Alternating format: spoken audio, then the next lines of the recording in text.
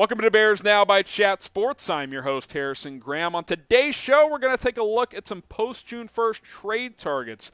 June 1st is here, which means that certain players could be more attainable, more tradable than they were before June 1st. Maybe the Bears get active, could add a player or two.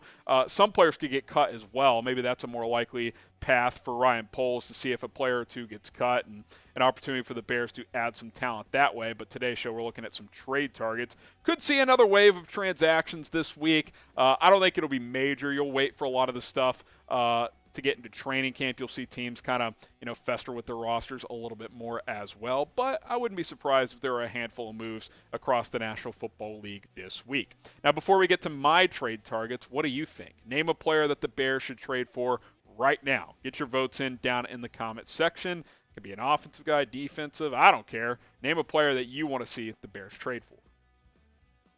All right, Bears trade targets following June 1st. How about Robby Anderson, who I know restructured his deal a little bit with Carolina, but the trade buzz was real for him earlier this offseason. There was real chatter that he could get dealt. And what if Carolina trades for Baker Mayfield and Robby Anderson wants out? Because remember, he went on that social media tirade saying, Baker sucks, we don't want Baker in Carolina. Well, if they add him, that's a little awkward. Maybe he becomes available for certain teams. Now, Robby Anderson is not coming off the best year, I should say. 2 years ago, best year of his career, over 1,000 yards.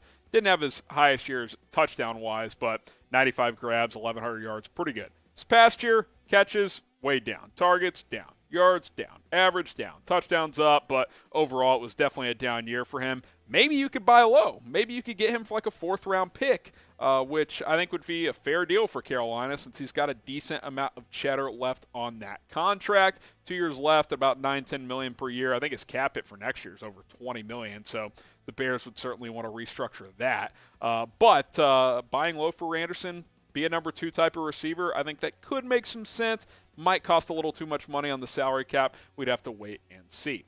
What do you guys think? You're in charge. Should the Bears trade for Robby Anderson? Type T for trade, type P for pass. I'd be interested. It would all depend on the draft compensation. Let's go to our next trade target post-June 1st. Daron Payne, who's been in the headlines as of late. He walked off the Washington Commanders practice field to kind of protest because he wants a new contract.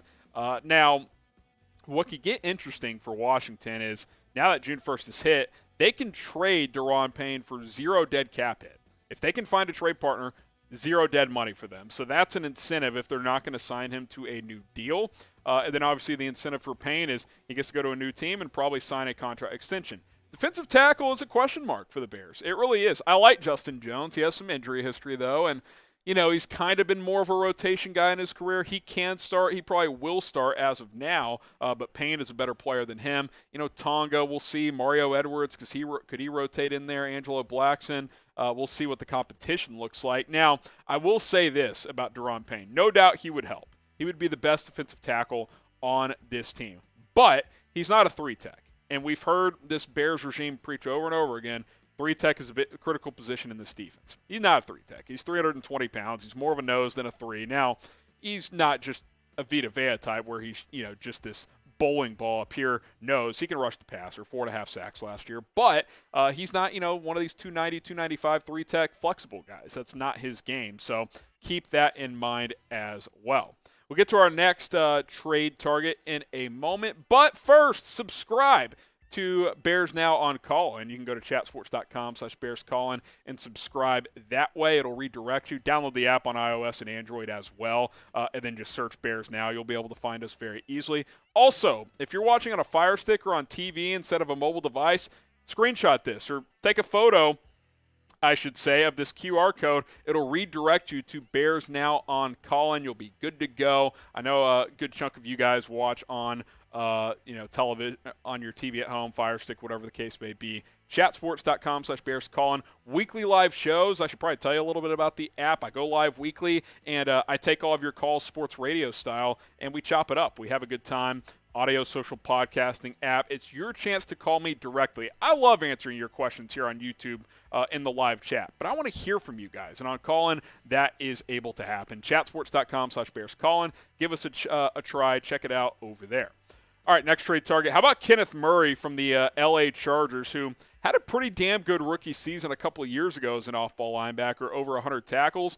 And then they asked him to start doing all kinds of stuff. They tried to make him an edge rusher last year. He's never been that coming out of Oklahoma. That didn't work. And then you look up at the end of the year, it's like he's phased out of their defense entirely. A first-round pick just a couple of years ago in 2020. You look at those numbers. I mean, 3 pass breakups, 5 tackles for loss, had just the 1 sack, and they're like, oh, let's make him an edge rusher. That's not Kenneth Murray.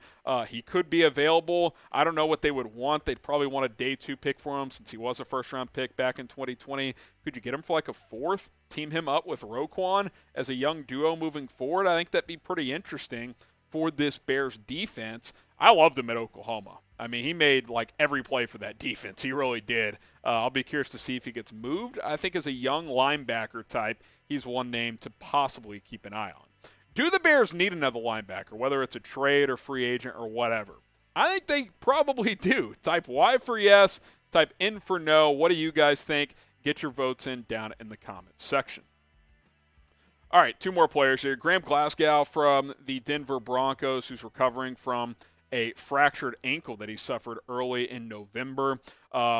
Took a pay cut to stay with Denver, but that's not a guarantee he'll make this team, or definitely not a guarantee that he'll start. He'll have to compete, but he started a bunch of games at guard in his career.